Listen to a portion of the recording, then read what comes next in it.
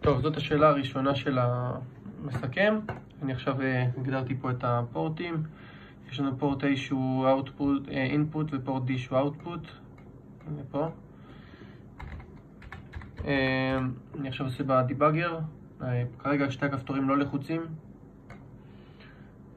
נעשה run ו-view.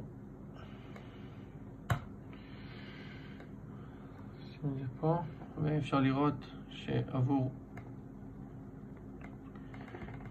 זה הפורטים נשארים קבועים.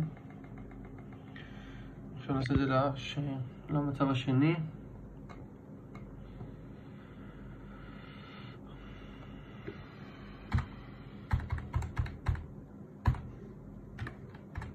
נגיד שכפתור אחד לחוץ וכפתור אחד לא.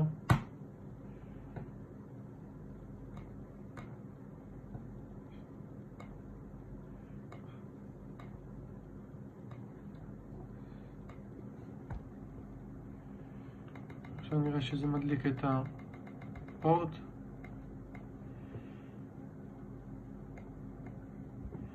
אני אדליק את שתי המנורות וככה זה לשאר המצבים. זהו, פשוט אני אעשה את זה שעה לפני כי נדפק לי כל הקוד וביקשו ממני לעשות את סרטון חדש, אז אני פשוט לא אחזור על זה שוב על הכל, אבל זה עובד בכל המצבים.